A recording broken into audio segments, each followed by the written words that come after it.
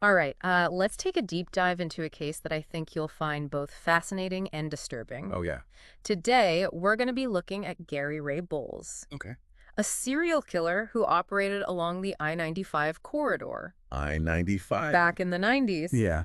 We're using his Wikipedia article as our guide, Okay. and our goal is to see what insights we can extract just from this readily available information. hmm What I find particularly intriguing about this case is the question of motive. Right. What could drive someone to commit such brutal acts? Yeah, that's a question that often haunts us when we delve into the minds of serial killers. Right. And with Bowles, it's especially perplexing. Yeah. We have his own claims, of course, but as we'll see, those might be more about self-preservation than truth. Yeah. To really understand the why, we need to start at the beginning with his formative years.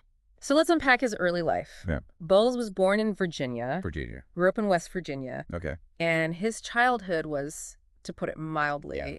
incredibly rough. The Wikipedia article details a lot of abuse at the hands of his stepfather.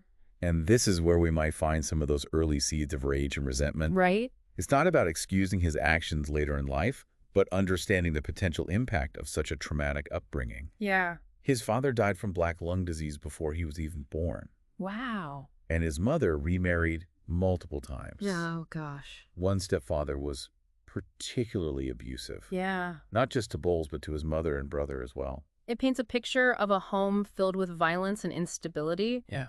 And you can imagine how a child growing up in that environment might learn to see violence as a way to solve problems or exert control. Exactly. Yeah. Children are incredibly adaptable, Mm-hmm. but that adaptability can be a double-edged sword. Absolutely. In Bowles' case, he seems to have internalized the violence he witnessed, and it manifested in his own behavior. Right.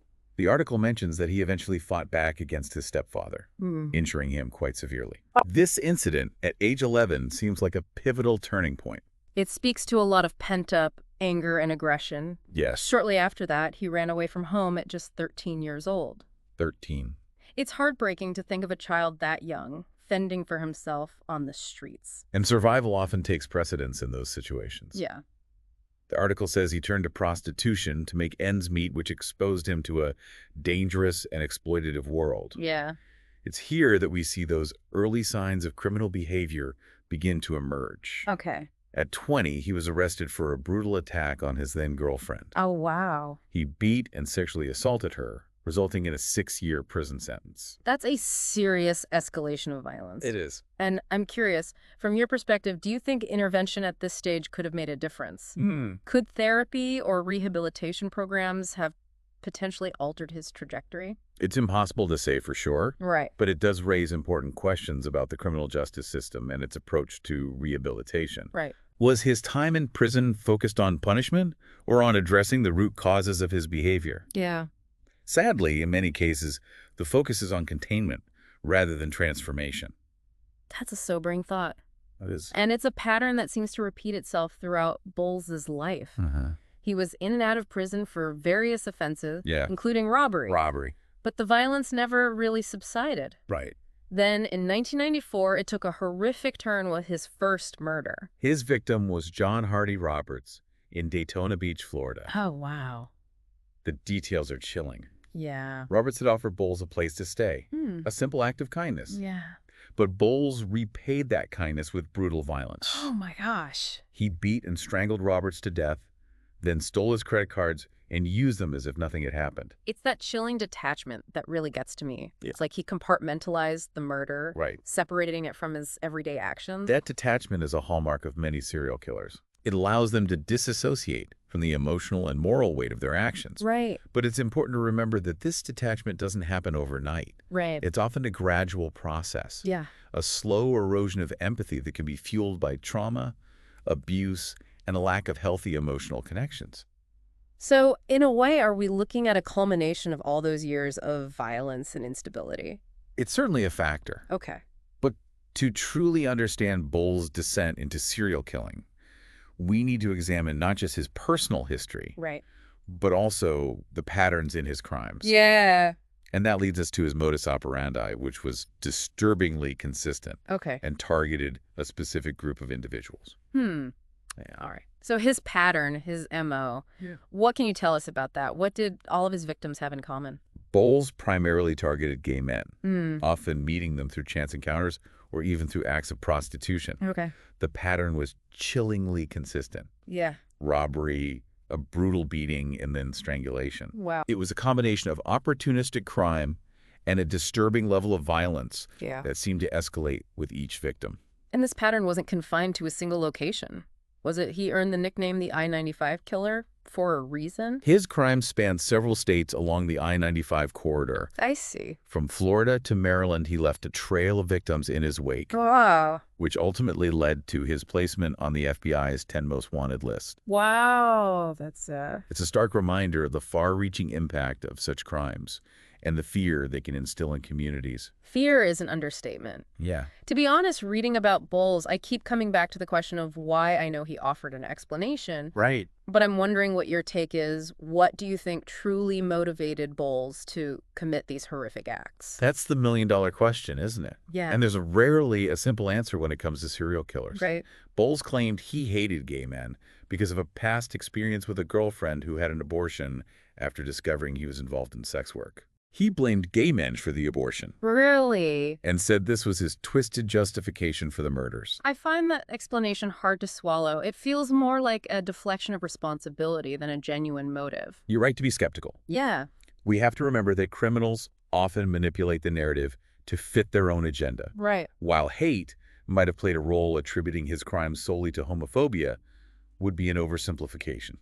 So if we're not taking his word for it, what are we left with? Is it simply a case of pure, inexplicable evil? Again, it's rarely that simple. Okay. Human behavior, especially in extreme cases like this, is a complex tapestry of influences.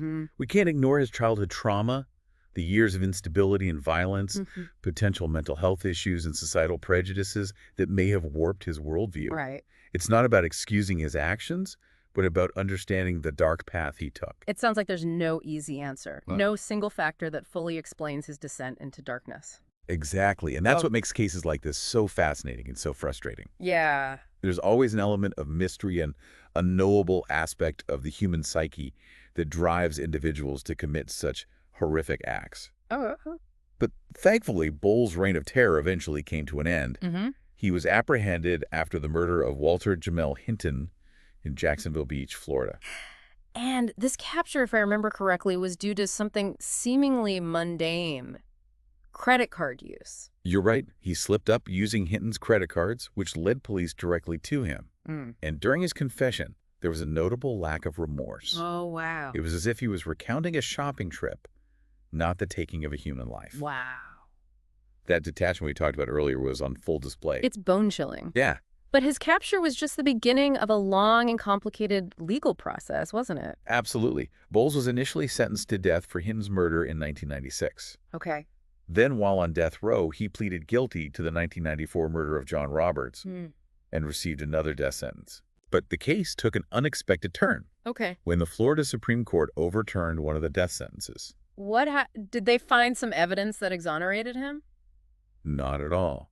The court ruled that the jury in one of the trials had been prejudiced by hearing about Bowles's hatred of homosexuals. They argued that this information unfairly biased the jury against him, leading to an unfair sentence. Wow. It's a fascinating example of the complexities of the legal system, especially in death penalty cases. So even though he had confessed, even though the evidence was overwhelming, this technicality almost gave him a way out. It highlights the importance of due process and the meticulous scrutiny given to every detail in death penalty cases. Wow. But the story doesn't end there.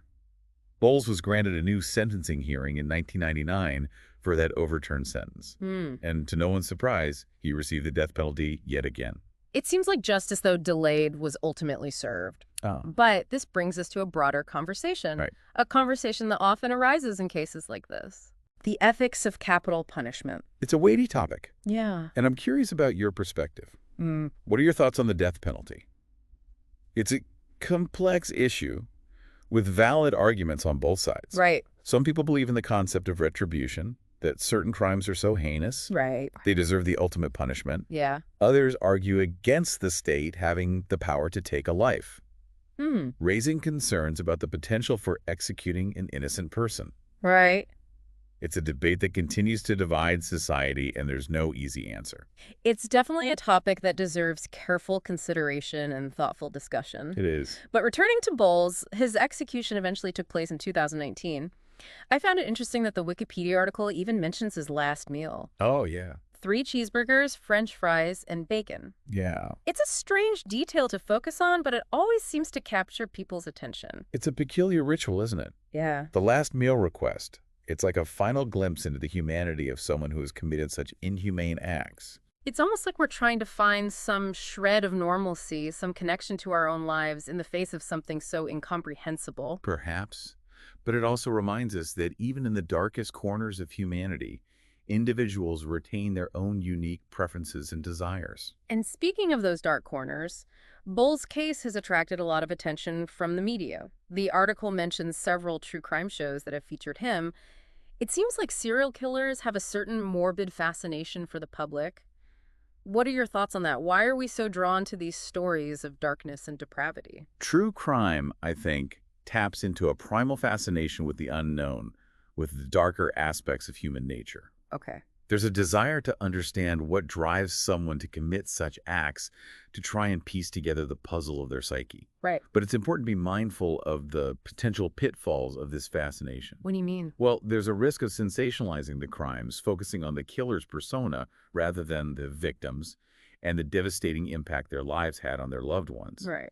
We have to remember that behind the headlines, behind the psychological profiles, there were real people whose lives were tragically cut short. That's a crucial point. It's easy to get caught up in the macabre details, but we can't lose sight of the human cost of these crimes. Exactly. We need to approach these stories with a sense of responsibility, acknowledging the suffering of the victims, while also seeking to understand the complex factors that contribute to such horrific acts. So as we wrap up our deep dive into the life and crimes of Gary Ray Bowles, what are the key takeaways? What insights can we glean from this disturbing case? What can we learn about the nature of evil, the criminal justice system, and the human condition itself? Yeah, it feels like we've uncovered more questions than answers. Mm-hmm. Boulder's story is a stark reminder of the darkness that exists in the world. It is. But it also compels us to grapple with some pretty profound questions about human nature and the choices we make. It's true. We can analyze the facts and then delve into his past, try to understand the psychological factors at play. But there will always be an element of mystery surrounding individuals who commit such acts. Huh.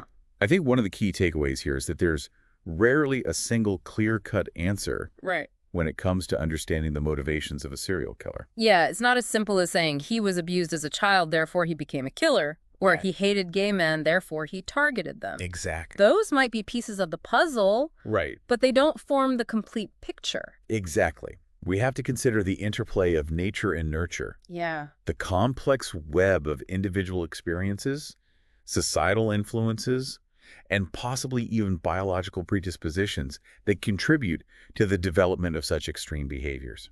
It's a reminder that human beings are incredibly complex. They are. And while we might crave simple explanations, the truth is often far more nuanced and multifaceted. It is. And this case, I believe, also prompts us to think critically about the role of the criminal justice system. Okay. Is it solely about punishment? Or should there be a greater emphasis on rehabilitation, on addressing the underlying causes of criminal behavior? It's a question that's relevant not just for extreme cases like Bowles, Right. but for the entire system. How do we balance accountability with the potential for transformation? It's a delicate balance, Right. and one that society continues to debate. Right. And I think it's a conversation that each of us as individuals should engage in. Yeah. What do we believe is the purpose of punishment? Mm-hmm. What role should rehabilitation play? Yeah.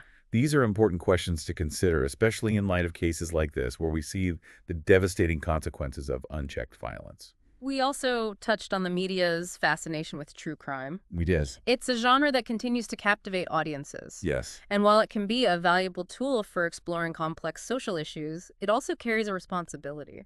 Absolutely. It's crucial to remember that these aren't just stories. Right. They're real-life tragedies that have profoundly impacted the lives of victims and their families. Yeah. The human cost of these crimes should never be overshadowed by the entertainment value they might hold. So for our listeners, as we wrap up this deep dive into the life and crimes of Gary Ray Bowles, What would you say are the key takeaways? Hmm. I think this case serves as a stark reminder of the importance of empathy, understanding, and compassion, Yeah. not for the perpetrators of these crimes, Right. but for the victims and their families, Of and course. for all those affected by violence and trauma.